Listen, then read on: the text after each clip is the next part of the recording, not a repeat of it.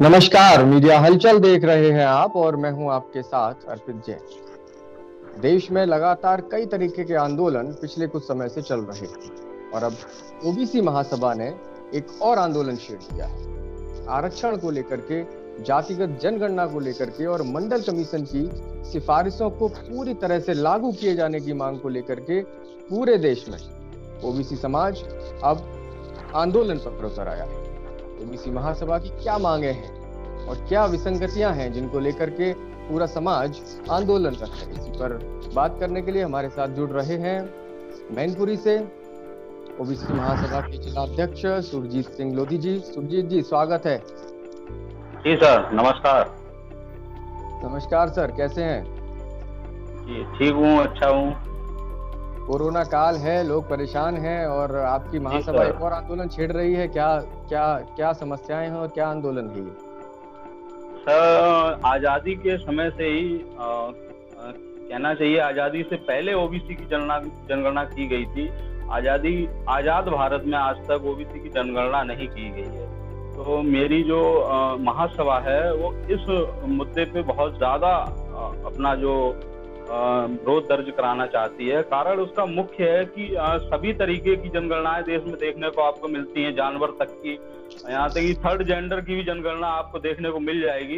लेकिन क्या दुर्भाग्य है, जो हमारे ओबीसी समाज इतना बड़ा समाज है, जिसकी इस देश में लगभग 50, 55, 60 मतलब हम लोगों को अभी तक ये ज्ञात ही नहीं है कि हम लोग कितनी बड़ी संख्या में क्या हैं। तो उसका मुख्य जो जानकारी है वो जनगणना के माध्यम से ही मिल सकती है, कोई दूसरा माध्यम तो नहीं है ना। तो सरकार हर चीज की जनगणना करवाती है। तो मेरा क्वेश्चन यही है ना कि सरकार ओबीसी की जनगणना आखिरकार क्यों नहीं कराना चाहती? क्या लगता है आपको, सरकारें क्यों पीछे हट जाती हैं ओबीसी की जनगणना हो तो ओबीसी का कॉलम आना चाहिए। जी, अभी तक तमाम बार इस तरह की मांगे उठी हैं, आपको क्या लगता है क्यों सरकारें पीछे हट जाती हैं जातिगत जनगणना के नाम पर? देखिए, उसका मुख्य कारण मुझे लगता है कि सरकार को ये डर लगता है कि इन लोगों को अपनी शक्ति का आभास हो जाएगा। इन लोगों को ये बात पता चल जाएगी कि हम इतनी बड़ी संख्या में हैं, तो जो मुख्य सरकारें हैं उनमें हमारी भागीदारी होनी चाहिए, हमारी हिस्सेदारी होनी चाहिए।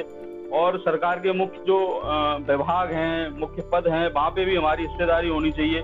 क्योंकि इनके जो पद हैं वो कहीं ना कहीं शोषण हो रहा है ना। जो हिस्सेदारी आप मान के चलिए, अगर 50% भी आप मान के चलते हैं तो 50% में हर दूसरा व्यक्ति ओबीसी का हुआ।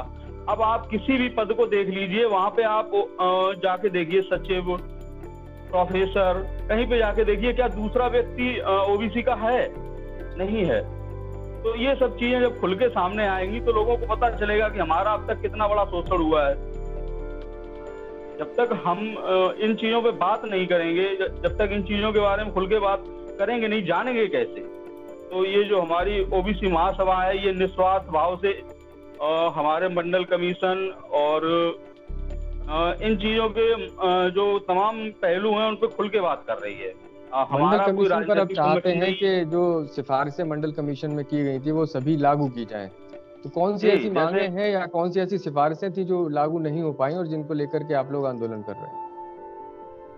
तमाम तरह की है, उसमें शिक्षा व्यवस्था भी है और जैसे राज्यसभा, लोकसभा है, यहाँ पे भी आरक्षण लागू होना चाहिए। 353 सीटें ओबीसी के लिए आरक्षित की जानी चाहिए। और कई मांगे हैं उसमें, लगभग 18-19 मांगे हैं, उसमें 1-2 ही लागू हो पाई थी। और जो क्या बोलना चाहिए, केंद्रीय राज्य सरकार की संसदीय विभागों में ओबीसी की रिक्त पद जो बैकलॉग के पड़े हुए हैं उनकी भर्ती सरकार करना चाह रही है। हाल में उन पर रोक लगाने की मंशा है उनकी। तो हमारी महासभा की मांग है कि उस पर जो है रोक न लगाते हुए जल्दी उससे भर्ती की जानी चाहिए, जिससे कि ओबीसी लोगों को लाभ मिल सके। आपकी महासभा के प्रदर्शन के दौरान ग्वालियर में प्रशासन ने कुछ कार्रवाई की है, उसको लेकर के क्या कहना है आपका और क्या मांगे हैं? उस कार्रवाई से लेकर के कैसे रुष्ट हैं आप लोग? प्रशासन, चूंकि इस समय कोरोना काल चल रहा है, पहला तो यही है। और दूसरा ये है कि कहीं ना कहीं वो हमारी जो मांगे हैं उनको दबाना चाहते हैं, जिससे कि लोगों को कम जानकारी हो, तो एक खौफ रहे जो हमारे कार्यकर्ता लोग हैं तो वो इस तरीके का आंदोलन ना करें, मुख्य कारण यही है और कोई खास नहीं है इनका। अगर आंदोलन ज्यादा होंगे तो मांग बढ़ेगी, लोग ज्यादा जागरूक होंगे तो मांग और ज्यादा बढ़ेगी, ये सब रहता है। तो प्रधानमंत्री जी को लगातार पत्र लिखे जा रहे हैं आपकी महासभा की ओर से और आम समाज के लोगों से, पूरे देश की ओर से। निजीकरण को लेकर भी आप लोग विरोध जता रहे हैं। जी बिल्कुल।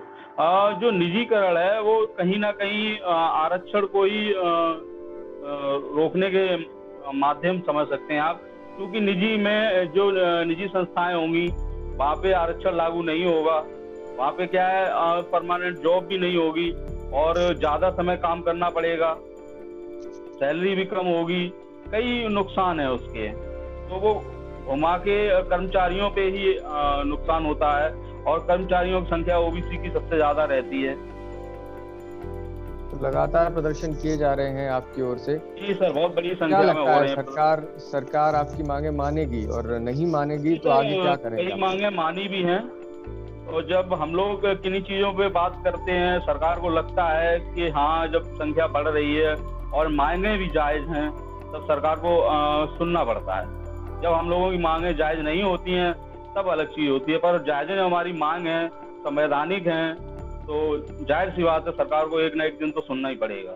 जी बिल्कुल। हमारे साथ जुड़े हुए थे सुरजीत जी, जो लगातार जानकारी दे रहे थे कि किस तरह से ओबीसी महासभा पूरे देश में अपना आंदोलन चला रही है और 10 बिंदुओं को लेकर के प्रधानमंत्री को लगातार ज्ञापन भेजे जा रहे हैं। अब आगे क्या होता है, इस आंदोलन को लेकर के क्या चीजें निकल के आती हैं, हम आपको अपडेट देते रहेंगे। आप जुड़े रहिए, देखते रहिए।